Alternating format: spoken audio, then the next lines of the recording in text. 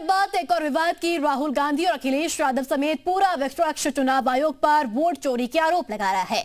राहुल के वोट चोरी के आरोप को चुनाव आयोग ने सिरे से खारिज कर दिया है और साथ ही राहुल गांधी को अपनी बात साबित करने के लिए 7 दिन का वक्त दिया है।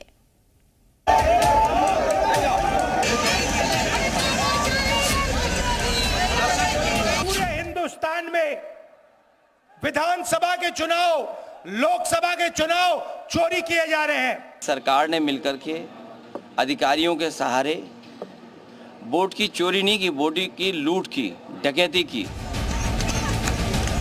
बिहार में स्पेशल इंटेंसिव रिवीजन यानी कि SIR पर सियासी संग्राम थमने का नाम नहीं ले रहा।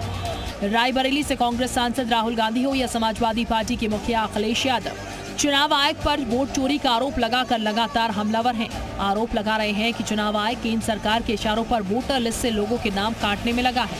पूरे हिंदुस्तान में विधानसभा के चुनाव, लोकसभा के चुनाव चोरी किए जा रहे हैं और इनकी आखिरी साजिश ये है कि बिहार में SIR करके नए वोटरों को जोड़कर, वोटरों को काटकर ये बिहार का चुनाव चोरी करें। उपचुनाव में जो धांधली हुई उसको लेकर के भी शिकायत की गई कि किस तरीके से सरकार ने मिलकर के अधिकारियों के सहारे वोट की चोरी नहीं की, वोट की लूट की, डकैती की। आरोपों की बौछार के बीच चुनाव आयोग विपक्षी पार्टियों को जवाब दे रहा है। चुनाव आयोग ने प्रेस कॉन्फ्रेंस कर वोट चोरी के आरोपों पर अपना पक्ष रखा। कहा कि आयोग किसी एक पक्ष के लिए काम नहीं करता।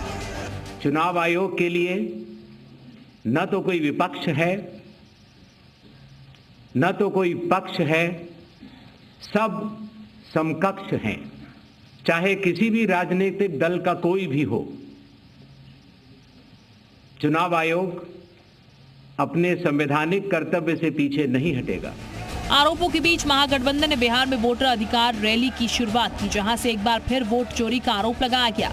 वोटर अधिकार रैली को लेकर यूपी के डिप्टी CM ब्रजेश पाठक ने राहुल गांधी पर निशाना साधा। कहा कि राहुल दिग्भ्रमित हो गए हैं। राहुल गांधी जी और कांग्रेस पार्टी पूरी तरह से दिग्भ्रमित है, वो चुप गए हैं।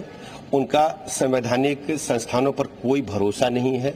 लगातार वो आरोप प्रत्यारोप करते रहते हैं। जब चुनाव जीतते हैं तो EVM अच्छी है, चुनाव हारते हैं तो EVM खराब है।